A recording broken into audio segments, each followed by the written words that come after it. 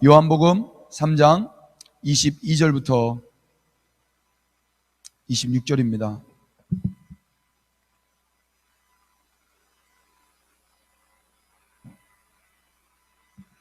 요한복음 3장 22절부터 26절. 여러분 꼭 성경을 찾으셨으면 좋겠습니다. 성경을 꼭 가지고 계세요. 찾으셨으면 우리 화면에도 말씀이 떴습니다. 우리 한 목소리로 하나님 말씀 읽겠습니다. 그 후에 시작. 그 후에 예수께서 제자들과 유대 땅으로 가서 거기 함께 유하시며 세례를 베푸시더라. 요한도 살렘 가까운 애논에서 세례를 베푸니 거기 물이 많음이라. 그러므로 사람들이 와서 세례를 받더라. 요한이 아직 옥에 갇히지 아니하였더라. 이에 요한의 제자 중에서 한 유대인과 더불어 정결 예식에 대하여 변론이 되었더니 그들이 요한에게 가서 이르되 랍비여, 선생님과 함께 요단강 저편에 있던 이 곧 선생님이 증언하시던 이가 세례를 베풀매 사람이 다 그에게로 가더이다. 아멘. 자리에 앉겠습니다. 여러분 말씀 이 소리가 잘 들리시나요? 댓글로 잘 들리시면 잘 들린다고 한번 이야기해 주시고 음향이 조정이 필요하면 또 댓글로 남겨주시면 감사하겠습니다. 우리는 지난 시간에 제자도 세 번째 시간으로 제자는 끝까지 충성한다라는 것을 배웠어요. 제자는 끝까지 충성합니다. 한번 댓글에 따라 남겨주시면 감사하겠습니다. 제자는 끝까지 충성합니다. 그 한문의 충자 기억나십니까? 한문의 충자, 가운데 중자와 마음 심자.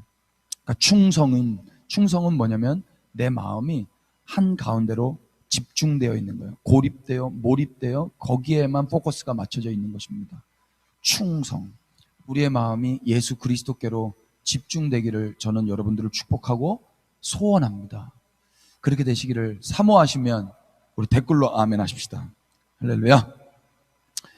요한은 감옥에 갇히기 전까지 세례를 베풀었어요.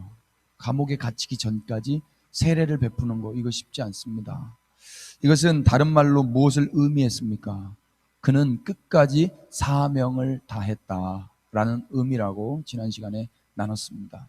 사명, 해야 하는 일이라고 했습니다. 하고 있는 일, 하고 싶은 일, 할 수 있는 일이 아니라 해야 하는 일. 하나님이 나에게 명령하시고 부탁하신 그 일. 그것이기 때문에 감옥에 갇히는 그 손 떨리는 삶이 예고되어 있지만 요한은 끝까지 충성할 수 있었던 것입니다. 1세기 그리스도의 제자 요한은 감옥에 갇힐 때까지 하나님께서 그 맡겨주신 그 사명 잘 감당했습니다. 충성했습니다. 그의 사명 무엇이었습니까? 크게 두 가지였죠. 첫 번째는 이스라엘 자손을 주, 곧 그들의 하나님 예수 그리스도께로 인도하는 거였고요. 많은 이들이 돌아오게 하는 거였고, 두 번째는 그들이 예수님 만날 준비, 그들이 하나님 만날 준비를 할 수 있도록 그 백성들을 세우는 것이었습니다. 그래서 회개의 세례를 전한 거예요. 회개하고 복음을 믿으라. 하나님 나라가 가까이 왔다. 그분이 곧 오신다. 그분을 너희들 곧 있으면 만나게 된다. 이것을 지금 전했단 말이에요. 그가 투옥되기 직전까지 하나님께로 사람들을 돌이켰고요. 또 예수님 만날 수 있는 자들로 준비시켰어요. 그래서 그는 이 거룩하고 이 중요하고 사람이 살아나는 이 하나님의 뜻을 이루기 위해서 자기가 곧 있으면 투옥이 될 것을 알지만 그렇다고 우울증에 걸리거나 그렇다고 포기하거나 도망가거나 하지 않고 끝까지 투옥이 되기 직전까지 이 사명을 감당했던 것입니다. 자신의 투옥보다, 자신의 이 마음 상태보다 하나님께서 맡기신 그 사명 완수가 더 중요했던 것. 이것이 제자의 모습이었습니다. 참 제자 할 만한가요, 여러분? 만약 그가 자신의 사명을 중단했다면 어떻게 됐을까요?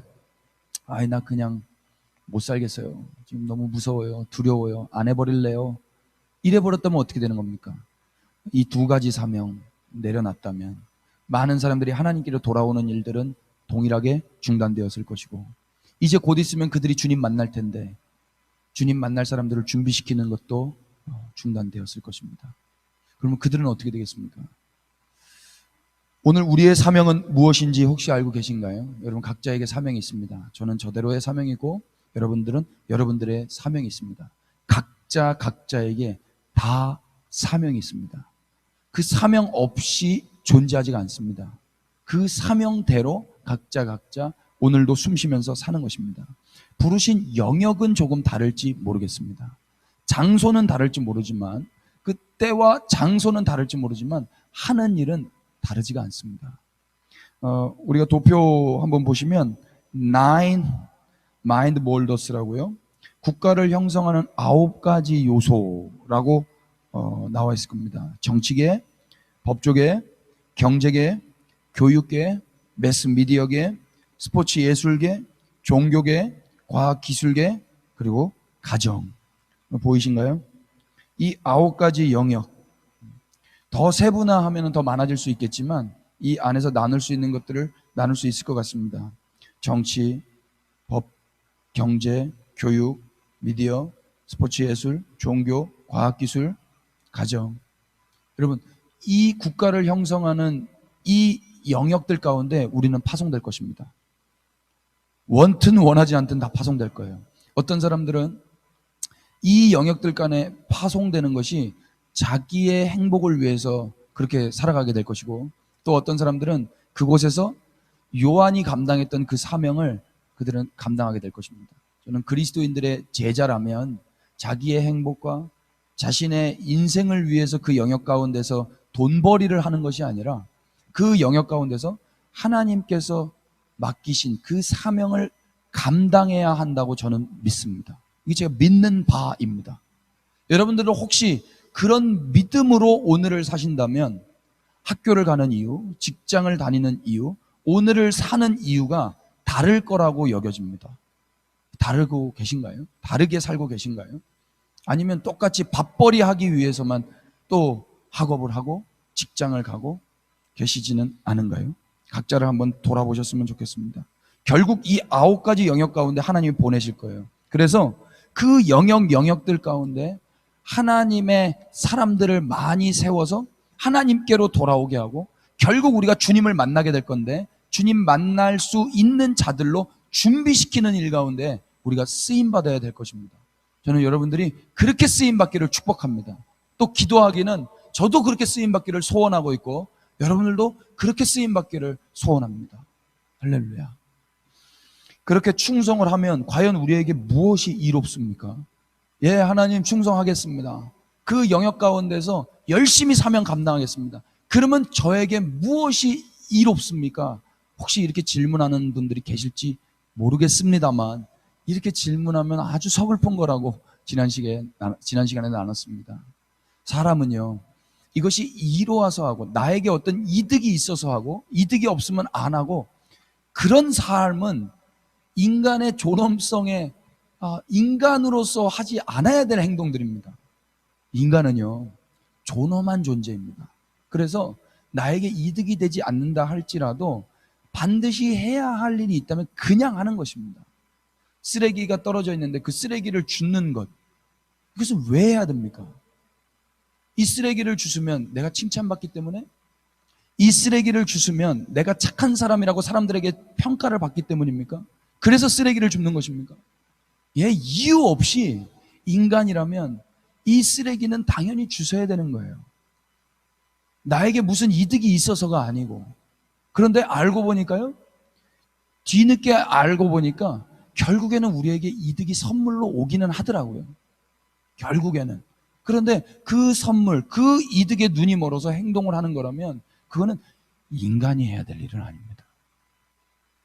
여러분, 우리는 하나님의 형상으로 창조된 하나님의 걸작품들, 인간들입니다. 그래서 우리에게 이득이 되지 않는다 할지라도, 이윤이 없다 할지라도 우리는 그냥 하나님의 형상으로 지은 바 되었기 때문에 그냥 하는 일이 있어요. 그게 뭐냐면 이 세상에서 하나님이 맡기신 일들을 하는 거예요. 하나님이 맡기신 일들. 여러분, 어릴 적부터 이 세계관과 가치관으로 살아갈 수 있게 되기를 축복합니다. 우리에게 이득이 없어도. 아리스토텔레스의 말처럼 이득 여부와 관계없이 우리가 해야만 하는 일이 있습니다. 이득 여부와 관계없이. 이거 이렇게 하면 사탕 줄게. 이거 이렇게 하면 너 부자 되게 해줄게. 이거 이렇게 하면 행복한 삶을 보장해 줄게. 여러분, 아닙니다. 우리가 처음에 찬양했잖아요.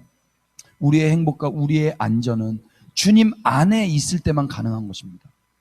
주님 바깥에 있으면서 어떤 일을 해서 어떤 학교에 들어가서 어떤 연봉을 받아서 우리가 행복해지고 안전해지는 게 아니에요. 주님 안에 있을 때 우리는 안전하고 주님 안에 있을 때 비로소 이득 여부와 관계없이 해야 할 일을 하게 되는 것입니다. 여러분, 이것을 아셨으면 좋겠습니다.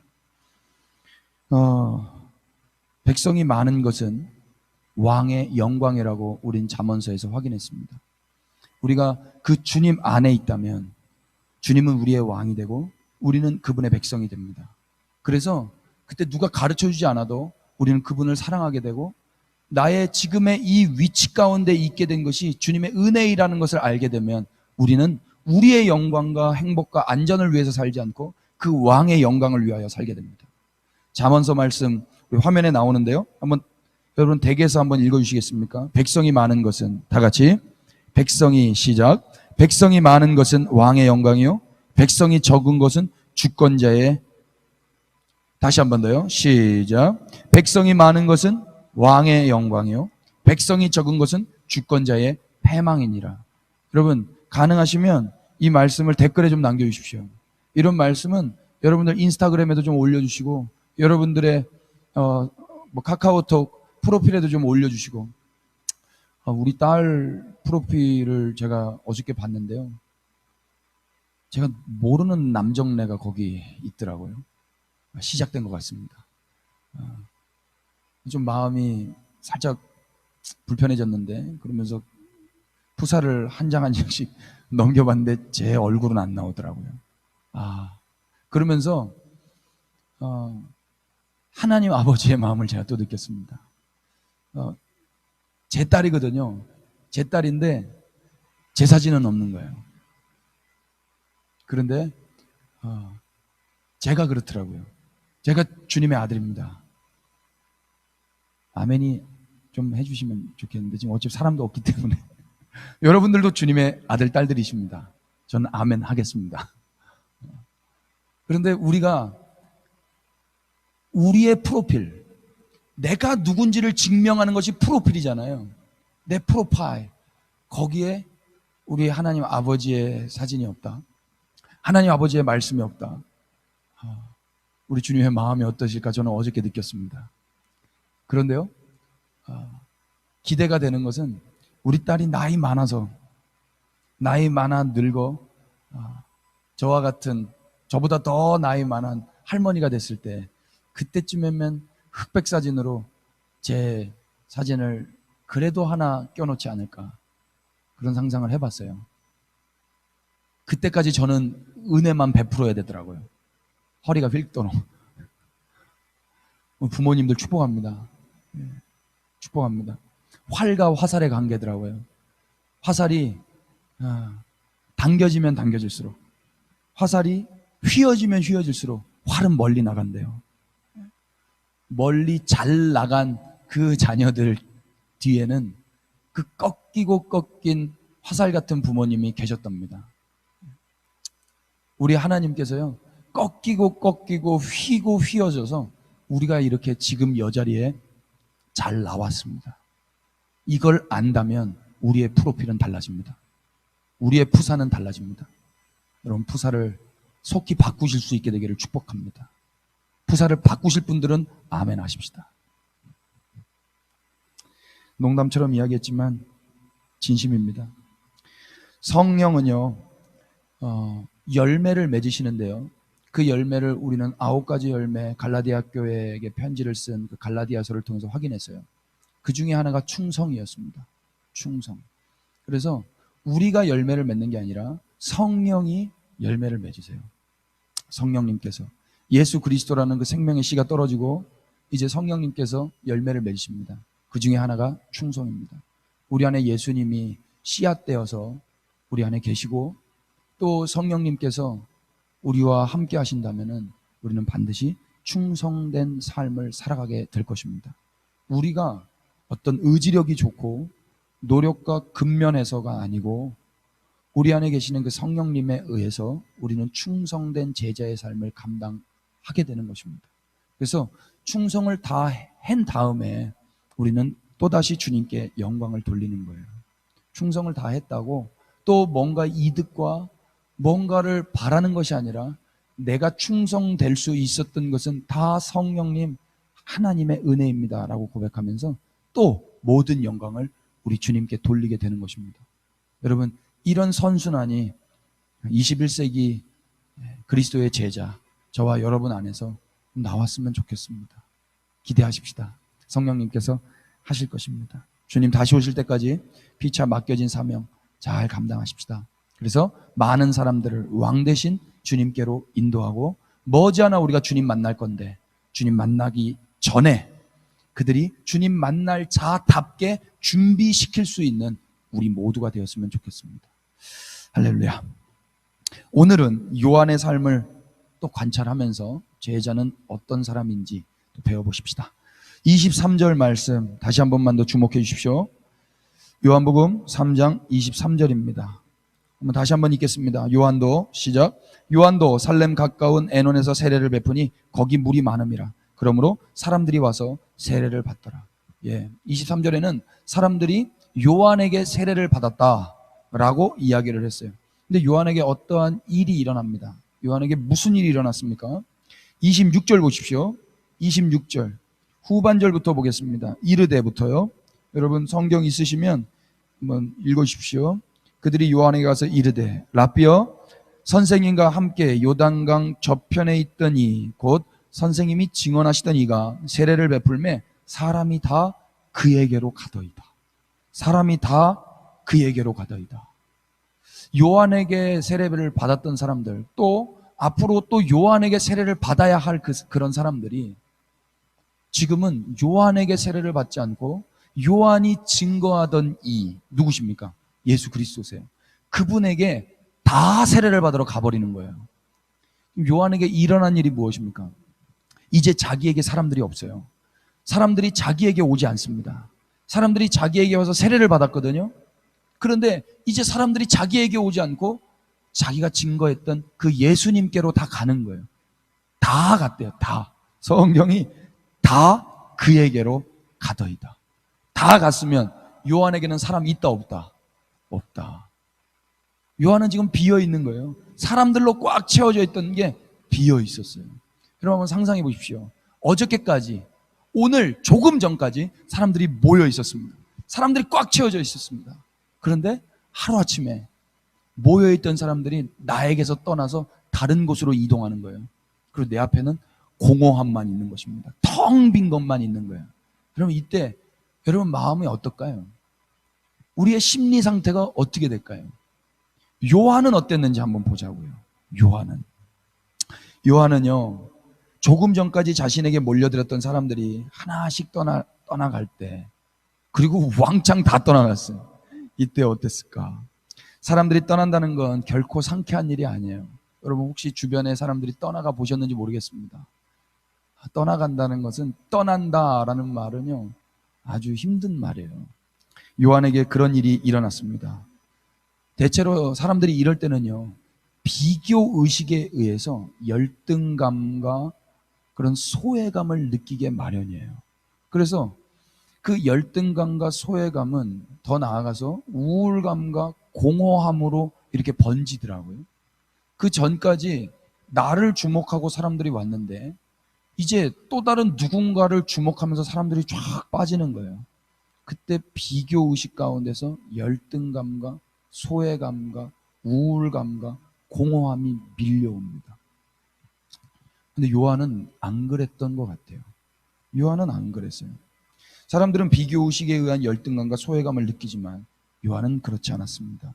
비교 대상이 되어서 저 사람과 비교 대상이 되어서 저 사람한테는 사람들이 많이 몰려 있는데 나한테는 하나도 없는 거예요.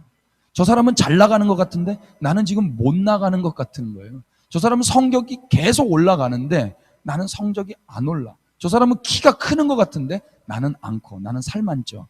이러면 계속 비교 의식 가운데 열등감과 소외감과 공허함과 우울감이 밀려온단 말입니다. 사람들로 꽉 채워져 있던 것들이 쫙 빠지고 나니까 거기에 빈 공간이 생기잖아요. 그런데 요한은 그런 감정에 휩쓸리지 않았습니다.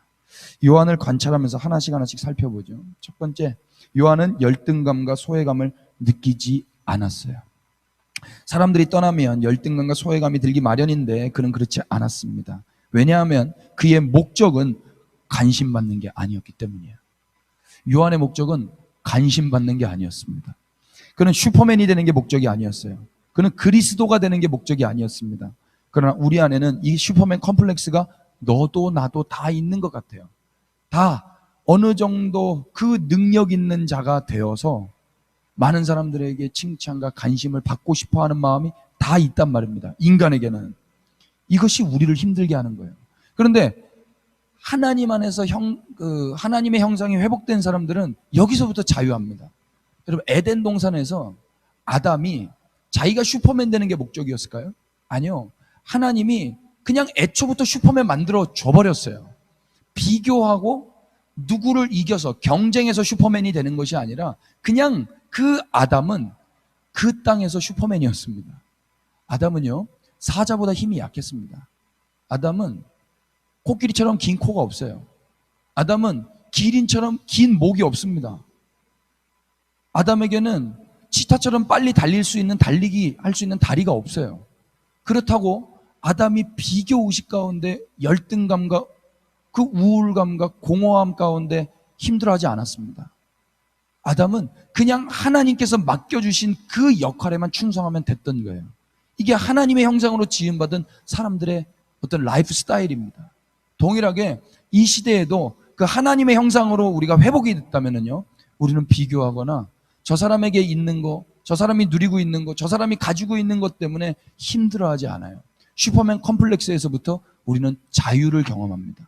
관심받기 위한 게 인생의 목적이 아니에요. 우리 인생의 목적 무엇이라고 지난 시간에 배웠지 않습니까?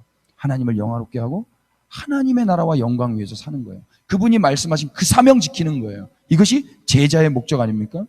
저는 만약에 여러분들이 이렇게만 생각할 수 있다면 열등감과 그 소외감에서 자유를 누릴 수 있을 것이라고 믿는데요. 여러분, 사람은 언제든지 떠납니다. 어저께 같이 있었던 사람도 오늘 떠날 수가 있는 게 사람이더라고요. 뭐 1년, 10년, 100년, 만년 함께 있을 것 같았는데 아니에요. 눈 떠보니까 떠날 수도 있는 게 사람이더란 말입니다. 헤어질 수 있어요. 그래서 우리는 어차피 떠날 사람을 사랑하는 거예요. 어차피 떠날 거를 알고, 그래서 지금 만났을 때 그때 그 사람을 사랑하는 거예요. 근데 어떤 사람들은 이걸 사랑하지 않고 그 사람을 소유하려고 해요. 그 사람을 끝까지 머물게 하면서 나를 떠나지 못하게 한단 말입니다. 아니에요. 어차피 다 떠나요. 부모님도 떠나고 친구도 떠나고 다 떠나요. 여자친구, 남자친구 다 떠나요. 다 떠나요. 애완동물, 반려견, 죄송합니다. 다 떠납니다. 그래서 그들을 내 곁에 머물게 하는 게 우리의 인생의 목적이 되어선 실패하고요, 낭패보고 낙심해요. 다 떠난다는 걸 인정하고, 그러면 나는 오늘 어떻게 살아야 되는가? 떠날 걸 알고 언제 떠날지를 모르기 때문에 오늘 만나고 있을 때 그때 사랑하는 거예요. 그때 후회 없이 사랑하는 거예요. 후회 없이 사랑했다면 후회 없을 거예요. 후회 없이 사랑했다면 떠난 뒤에도 후회 없고 미련 없을 것입니다. 사람 왜 만나는 거예요? 사람은요, 사랑하기 위해서 만나는 거예요. 사랑하기 위해서. 한번 따라해 주십시오. 사람은 사랑하기 위해서 만나는 거다. 나를 위해서, 나에게 머물게 하기 위해서, 나의 소유가 되게 하기 위해서 만나는 게 아니라 사랑하기 위해서 만나는 거예요. 그래서 요한은 자신이 해야 할 일에 충성을 다했어요. 사람이 떠나도 그 사람들을 붙들어 내려고 하지 않았어요. 붙잡으려고 하지 않았어요. 어차피 떠날 걸 알고 있었고요. 자기가 해야 될 일에 충성을 다하면서 그냥 사랑했어요. 그러니까 사람 떠나도 마음 안 다치는 거예요. 바라기는요, 우리의 만남이 머물게 하는 만남이 아니라 사랑하기 위한 만남이 되기를 축복합니다. 사랑하면 떠나도 괜찮은 거예요. 사랑하면. 떠나도 괜찮아요. 사랑하면. 근데 나를 사랑하면 떠나면 안 되는 거지. 그 사람이 여기 있어야 되는 거예요. 나를 행복하게 해줘야 되니까. 나를. 저는 어릴 적에 5월 달만 되면 어머니한테 편지를 썼었는데요. 어머니한테 편지 쓸 때 엄마 오래오래 사세요. 그러면서 1 000000000000년만큼 사세요. 그랬더라고요. 근데 그게 지금 생각해 보니까 어머니가 오래 장수해야 되는 것은 어머니를 사랑해서가 아니라 저를 사랑해서였어요. 내 빨래 해줘야 되고, 내 밥 해줘야 되고, 내 뒤치다거리 해줘야 되니까. 아니, 이게 너무 세속적이라면은 엄마 없으면 내가 슬프잖아요. 엄마 없으면 내가 괴롭잖아요. 내가 고아되잖아요. 그래서 엄마가 오래 살아야 됐더라고요. 이걸 이기적인 사랑이라고 해요. 이기적인. 근데 진짜 사랑은요, 떠나보낼 수 있는 거더라고요. 떠나보낼 수. 그래서 자녀는 어떻게든 부모를 붙들어야 돼. 근데 부모는요, 아니에요. 놔주더라고요. 놔줘. 자유롭게 놔줘요. 사랑하는데. 네. 여러분, 우리 주님이요, 우리를 사랑하셨어요. 우리를 사랑하셨어요. 여러분, 우리도 그 주님을 사랑해야 되고요. 우리 주님이 이렇게 말씀하셨어요. 새로운 계명을 주셨는데 뭐라고 말씀하셨는지 이 말씀 한번 다 같이 읽어보십시다. 새 계명을, 말씀 화면을 한번 띄워주십시오. 요한복음 13장 35절입니다. 다 같이 읽겠습니다. 시작. 새 계명을 너희에게 주노니 서로 사랑하라. 내가 너희를 사랑한 것 같이 너희도 서로 사랑하라. 한 번만 더요. 시작. 새 계명을 너희에게 주노니 서로 사랑하라. 내가 너희를 사랑한 것 같이 너희도 서로 사랑하라. 붙잡고 소유하려는 만남이 아니라 사랑하고 축복하고 파송할 수 있는 그런 만남. 그러면 떠나도 괜찮습니다. 사람들이 떠나도 괜찮아요. 하나님을 사랑하고 이웃을 사랑한다면 사람들이 떠나도 축복하고 파송할 수가 있는 거예요. 기억하십시오. 우리는 어차피 떠날 사람을 사랑하는 것입니다. 그때까지 우리가 할 일이 있다면 서로 사랑하는 거예요. 그래서 그렇게만 살 수만 있다면 우리는 공허함과 그런 무기력함과 우울감도 느끼지 않을 수 있을 거라고 저는 믿습니다. 요한이 그랬어요. 왜냐하면 그는 사람들로부터 채운 게 아니라 그 사랑 대신 예수 그리스도, 그 하나님, 그 사명감으로 채워져 있었기 때문에 사람들이 떠나가도 내 마음에 그 사람들이 다 떠나도 내 눈앞에 사람들이 떠나도 여전히 변함없는 그 사랑은 내 안에 있었기 때문에 그는 우울감이나 공허함을 느끼지 않았던 거죠. 사람들이 떠나도 그의 마음에는 하나님의 사명이 있었어요. 해야 할 일이 있었어요. 사람들의 사랑을 채운 것이 아니라 하나님의 사랑을 채운 자는 사람들의 사랑이 빠져도 공허하거나 우울하지 않다고 믿습니다. 이게 제가 믿는 바입니다. 그런데 현실에서는 이 믿는 바대로 행동되지 못하는 것을 느낄 때가 있더라고요. 내가 예수님 믿는 사람인데 왜 공허하지? 왜 우울하지? 여러분, 그때는요, 다시 주님 앞에 나아가야 돼요. 다시. 그리고 그때는 먼저 회개해야 되더라고요. 주님, 제 안에 주님이 안 계셨었습니다. 죄송합니다. 저는 제 안에 주님이 계시는 줄 알았어요. 그런데 그 일로, 그 현실로 인하여서 제 안에 주님이 안 계신 것을 알게 된 거예요. 그래서 주님께 먼저 고백하고 그리고 또 감사해야 돼요. 주님 감사합니다. 내 죄를 가르쳐 주셔서 감사합니다. 그 감사가 끝날 때 주님이 임하시더라고요. 원래부터 함께 하셨는데 제가 그분을 몰랐던 거예요. 그리고 제가 그분을 내몰았던 거예요.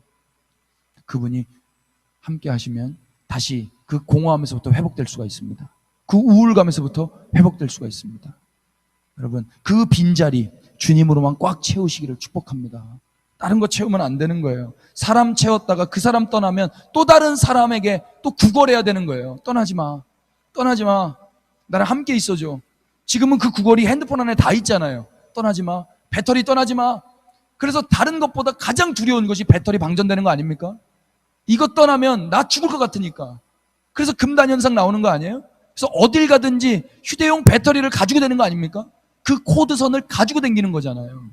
이것 떠나면 죽을 것 같으니까. 아니에요, 여러분. 아무것도 없어도 주님하고 함께 있으면 되는 겁니다. 그럼 한번 해보세요. 다 단절해보세요. 다 배터리를 다 단절, 방전시켜 놓고 주님을 경험해 보시라고. 주님을 채워보시기를 축복합니다. 10대 때부터 그 주님으로 채워져 있어서 그 우울감과 공허함에서 회복되시는 여러분들 되시기를 축복합니다. 아멘. 혹시 오늘 우리 안에 빈 마음이 있다면 그 이유는 무엇 때문인 거예요? 하나님의 말씀이 채워진다면 저는 회복될 거라고 믿습니다. 그 말씀을 집어넣는 연습 지금부터 하십시오. 하나님의 말씀을 통해서 그분의 사랑을 채우고 배우게 된다면 공허함과 우울감을 방지할 수 있을 거예요. 이거 제가 믿는 바이고 믿음의 선배님들이 이렇게 살아온 바입니다. 믿음의 후배님들, 이 말씀 계속 채우시기를 축복합니다. 살아계신 하나님으로 가득 채워주셔서 그 어떤 공허함과 그 어떤 텅 빈 마음, 우울감이 찾아온다 할지라도 넉넉히 이기시기를 예수 그리스도의 이름으로 축복합니다. 두 번째, 요한은 비교하지 않았어요. 이것도 중요해요. 하나님의 사랑을 채운 뒤에는 비교하지 않는 것이 중요합니다. 하나님의 사랑이 채워지면요, 사실 비교할 게 없어요. 그 사랑이 내 안에 채워졌는데 곁눈질하지 않습니다. 그 사랑만 바라보게 되거든요. 그는 비교하지 않았어요. 요한은 예수님과 비교의 대상이 아니라는 걸 알고 있었어요. 예수님은 나의 왕이시지. 비록 나보다 나이가 어려도, 비록 나랑 연배가 비슷해도, 비록 나의 가족이라 할지라도 예수님은 나의 왕이라고 모신 거예요. 그 눈이 열리시기를 축복합니다. 그는 자신의 정체를 알고 있었어요. 그의 정체는 뭐였어요? 그는 그리스도가 아니에요. 그는 슈퍼맨이 아니에요. 그는 하나님이 아니에요. 그냥 종일 뿐이에요. 그리스도께서 오신다라고 말씀하는 메신저에 불과했던 것을 그는 알고 있었어요. 자신의 정체, 자신의 역할을 분명히 알고 있는 사람은 비교하지 않아요. 비교 의식에 그렇게 힘들어하지 않아요. 내 역할 아는 게 그래서 중요한 거예요. 내 정체 아는 게 중요한 거예요. 예컨대 꽃들은 다른 꽃을 부러워하지 않아요. 한번 상상해 보세요. 꽃은 다른 꽃을 부러워하지 않아요. 개나리는 진달래 부러워하지 않아요. 진달래는 결코 장미를 부러워하지 않아요. 그냥 있는 그대로 자신을 한껏 꽃 피우다가 그냥 지면 그만인 거예요. 그냥 그들의 시즌에 꽃 피우고 지면 그만인 거예요. 한 번 피고 진다 할지라도 어떤 누군가에게 기쁨을 줬다면 그걸로 끝나는 것입니다. 얼마나 멋진 인생입니까? 그런데 만약 개나리가 진달래를 부러워하고 진달래가 장미를 부러워한다면 그들은 우리처럼, 인간들처럼 금세 불행해질 거예요. 피지를 못해. 시들시들. 꽃밭에 오로지 장미만 피어 있다면 어떻겠어요? 그것도 예쁘죠. 그런데요, 그 어떤 심플함의 아름다움도 있지만 그 하모니의, 그 조화로움의 아름다움은 없을 것입니다. 꽃밭에는 꽃들이 피어 있어야 돼요. 꽃밭에는 꽃만 피어 있는 게 아니에요. 이 꽃도 저 꽃도 이런 색깔도 저런 색깔도 이 높이의 꽃도 저 높이의 꽃도 함께 피어 있을 때 울창한 숲, 그분의 나라를 이루게 되는 것입니다. 아름다움인 거예요. 정호승 시인 혹시 아세요? 제가 이분을 좋아하게 됐는데 이분의 책에 이런 글귀가 있어요. 획일은 추함이며 아름다움은 획일이 아니라 조화다. 획일이 추함이랍니다. 근데 우리는 어릴 적부터 획일이 안전함이라고 배워왔습니다. 야, 말하지 마. 말하지 않으면 중간은 가. 그래서 우리는 질문하지 않습니다. 튀지 않습니다. 교복으로 똑같이 우리는 출퇴근하고 있습니다. 저도 좀 획일됐는데 머리가 항상 획일되죠. 근데 이게 추함이랍니다. 좀 달라져야 되는데. 여러분, 아름다움이 획일이 아니랍니다. 조화로움이 획일이랍니다. 상상을 해봤어요. 다 눈처럼 귀도 생기고 코도 생기고 입도 생기면 어우 징그러워요. 눈은 눈대로 생겨야 되고요. 귀는 귀대로 생겨야 되고 코는 코대로 생겨야 돼요. 입은 입대로 생겨야 돼요. 이게 다 조화롭게 연합되어서 이렇게 믹스가 될 때 이걸 아름다움이라고 하더라고요.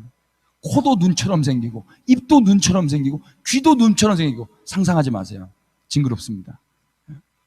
여러분, 우리가 얼굴이 다 똑같이 생기면요, 압구정동에 가면 똑같이 생긴 자매님들이 너무나 많습니다. 튜닝을 다 똑같이 하셔가지고 여러분, 획일은 추함이라고 이분은 이야기하시는데 저는 어느 정도 동의합니다. 여러분 지금 여러분 거울을 한번 보십시오. 여러분 그게 아름다움입니다. 여러분 지금 생기신 그 모습 아름다움이란 말이에요. 비교해서 똑같아질 필요가 없어요. 개나리는 개나리답게 피면 되고 진달래는 진달래답게 피면 돼요. 장미는 그냥 가시가 있더라도 장미처럼 피면 되는 것입니다. 세상에 아름답지 않은 꽃이 없듯이 여러분 세상에 아름답지 않은 꽃이 없어요. 꽃은 다 아름다워요. 저 고속도로 제가 이렇게 가다 보면 고속도로 있는데 그 고속도로의 길 끝에 그 돌멩이에 꽃 한 송이가 피어 있더라고요. 얼마나 아름다운지 몰라요. 손톱만 해요. 너무 아름다워요. 커서 아름답고 작아서 아름답지 않고 그런 거 아니더라고요. 꽃은 다 아름답듯이 세상에 쓸모없는 사람은 없습니다. 세상에 쓸모없는 사람 없어요. 그런데 학교 다닐 때는요 마치 내가 쓸모없는 것 같아요. 어저께 우리 큰딸이요 수학 문제를 저한테 풀어달라고 하더라고요. 분모와 분자를 통분해가지고 그때부터 마음이 어려워지기 시작해요. 분자가 밑에 건가 위에 건가, 분모가 위에 건가 모르겠어요. 제가 그때부터 포기했거든요. 그때 나 쓸모없나 봐. 나 쓸모없는 인생인가 봐. 이것도 하나 모르네. 구구단이 아직도 못 외워지네. 안 외워져요. 쓸모없는 사람처럼 제가 여겨졌었거든요. 아니에요, 여러분. 그거 조금 못한다고 쓸모없고 그러지 않아요. 여러분 있는 그대로 아름다우신 분이십니다. 믿음으로 이건 전부 다 댓글로 아멘 하셨으면 좋겠습니다. 그런 면에서 요한은 해야 할 일을 다한 사람이었고요. 자신의 정체대로 자신만의 꽃을 피운 사람이었어요. 자신만의 정체, 역할대로 꽃을 피우면 그만이거든요. 그래서 그는 예수님과 조화를 이룬 아름다운 사람이었어요. 예수님과 조화를 이뤘어요. 우리 모두는 각자의 특별한 아름다움을 지니고 있지만 다른 사람들의 아름다움과 조화를 이룸으로써 더욱 빛나는 아름다움을 이루는 자들이에요. 우린 각자 아름다워요. 아멘. 그런데 그 아름다움은 다른 사람들과 어울려질 때 더 아름다워진단 말입니다. 그래서 비교가 아니라 조화를 이루어야 하는 자들이 제자들인 거예요. 제자들. 중딩 여러분, 고딩 여러분, 대딩 여러분, 직딩 여러분, 엄마 아빠 여러분, 우리가 우리 자신도 나 이것도 모르네. 나 이거 좀 어떡하지? 연세가 들어가면 가실수록 기억력이 자꾸 감퇴하잖아요. 시력이 자꾸, 우리의 능력이 자꾸 없어져 버리잖아요. 그때 나 쓸모없는 사람 같아 라고 느껴질지 모르겠습니다. 그런데요, 하나님 보시기에는 아닌 거예요. 늙은이들은 늙은이대로 필요하고요, 젊은이들은 젊은이대로 필요해요. 이 꽃은 이 꽃대로 필요하고 저 꽃은 저 꽃대로 필요합니다. 저 같은 사람도 필요하고요, 여러분 같은 분들도 필요하단 말입니다. 다 소중한 인생들. 그러니까 섣불리 인생을 종치시면 안 되는 거예요. 그 종은 우리 주님이 치시는 겁니다. 우리가 끝내는 게 아니에요. 그분이 끝내셔야 됩니다. 그분이 끝내시기 전까지는 절대로 끝낼 수가 없는 게 우리의 인생이란 말이에요. 오늘 우리는 우리의 정체를 알고 있습니까? 우리의 역할을 알고 있어요?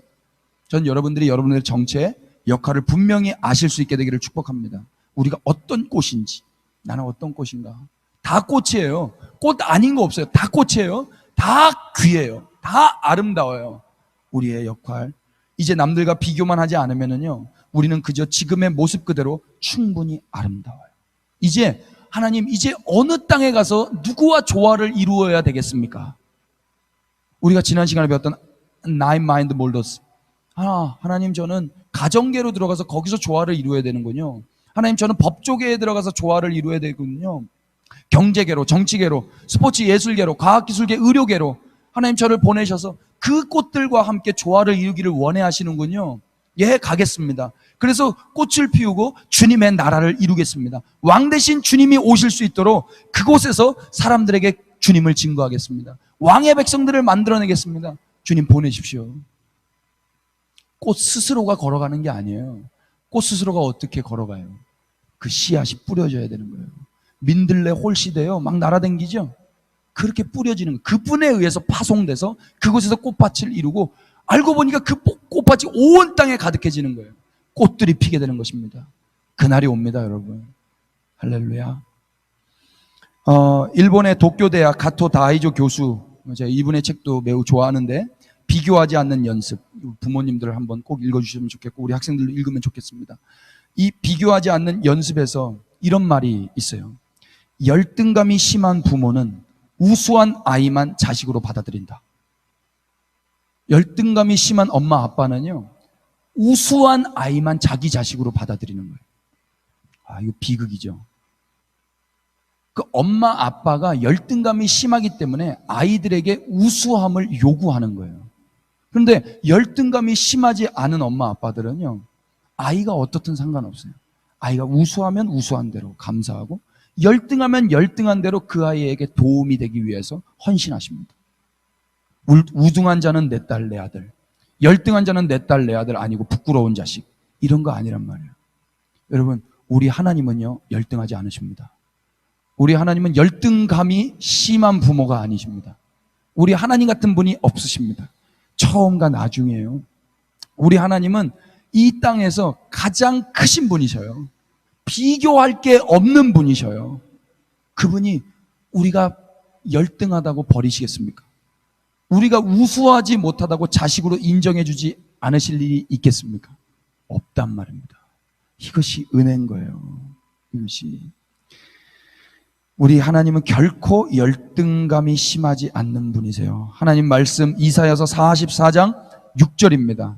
한번 읽어주실까요? 화면에 나올 겁니다. 이스라엘의 왕인, 시작. 이스라엘의 왕인 여호와, 이스라엘의 구원자인 만군의 여호와가 이같이 말하노라. 나는 처음이요 나는 마지막이라. 나 외에는 다른 신이 없느니라. 아멘. 하나님은 우리의 성적이 우수하지 않아도 우리를 자식 삼아주신 분이에요.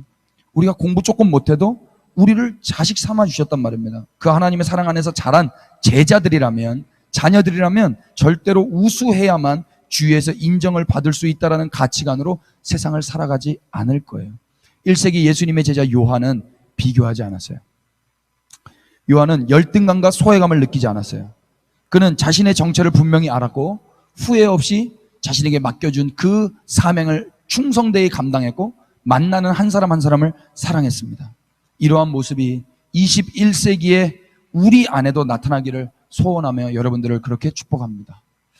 혹시 아직도 비교와 열등감 때문에 고민이 있으신 분들이 계시다면 마지막에 이 시를 함께 읽음으로 좀 위로가 되고 축복이 되었으면 좋겠습니다. 더글라스 멜로크, 만약 당신이라는 시입니다. 건반을 쳐주실 수 있으면 가장 감동적인 멜로디로 부탁을 드립니다. 더글라스 멜로크.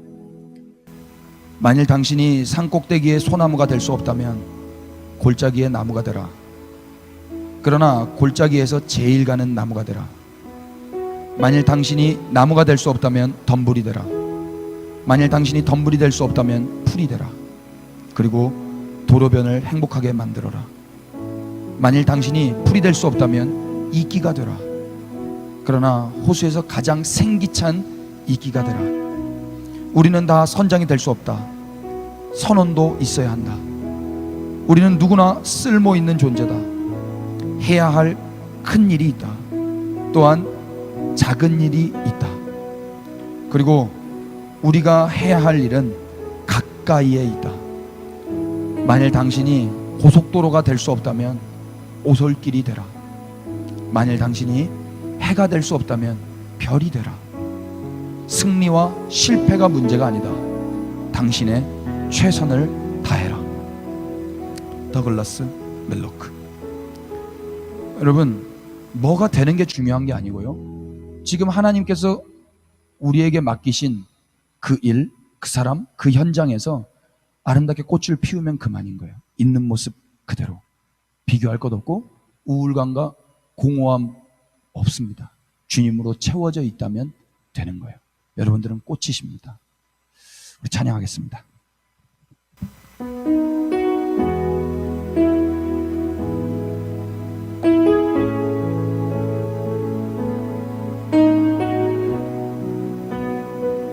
여러분의 목소리로 우리 하나님 앞에 고백하십시다. 내 모습 이대로 사랑하시는 주님 앞에 우리 감사하면서 고백하십시다. 내 모습 이대로 내 모습 이대로 사랑하시네. 연약함 그대로 사랑하시네. 나의 모든 발걸음 주가 하시나니 날 인도하소서. 내 모습 이대로 사랑하시네. 연약함 그대로